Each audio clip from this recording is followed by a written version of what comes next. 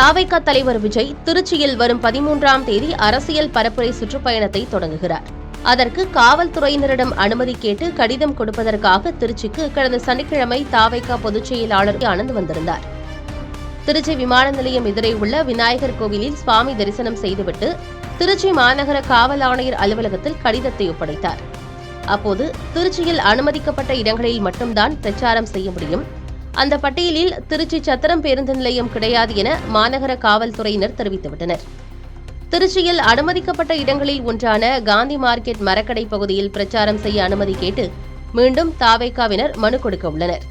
இதனிடையே தாவைக்கா பொதுச் செயலாளர் புசி ஆனந்த் கடந்த சனிக்கிழமை மனு கொடுக்க வந்தபோது போக்குவரத்துக்கு இடையூறாக வாகனங்களை நிறுத்தியும் போலீசாரை பணி செய்ய விடாமல் தடுத்தும் சட்டவிரோதமாக ஒன்று கூடியும் பிரச்சினை செய்ததாக தாவைக்கா பொதுச் செயலாளர் புசி ஆனந்த், திருச்சி கிழக்கு மாநகர் மாவட்ட தலைவர் குடமுருட்டி, கரிகாலன் உள்ளிட்ட 6 பேர் மீது திருச்சி ஏர்போர்ட் காவல் நிலைய போலீசார் வழக்கு பதிவு செய்துள்ளனர்.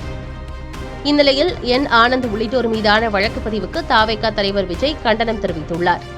இது தொடர்பாக எக்ஸ் தள பக்கத்தில் பதிவிட்டுள்ள விஜய், தமிழக வெற்றிக் கழகத்தின் மீது மக்களிடையே பெருகி வரும் அன்பையும் ஆதரவையும் பொறுத்துக் கொள்ள முடியாமல் வெற்றி விளம்பர மாடல் திமுக அரசு அதன் செயல்பாடுகளை முடக்கும் நோக்கத்தில் பொதுச் செயலாளர் திரு ஆனந்த் அவர்கள் மீதும் கழக தோழர்கள் மீதும் வழக்கு பதிவு செய்திருக்கிறது.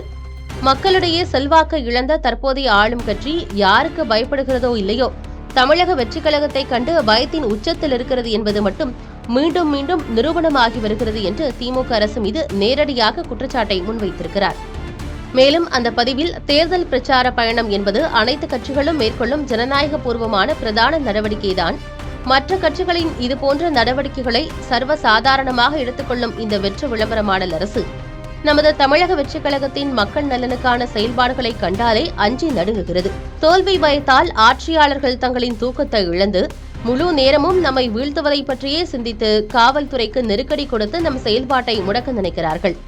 அதன் ஒரு பகுதிதான் திருச்சியில் நமது கழக பொதுச் செயலாளர் திரு ஆனந்த் மற்றும் கழக தோழர்கள் மீது பதியப்பட்டுள்ள வழக்கு.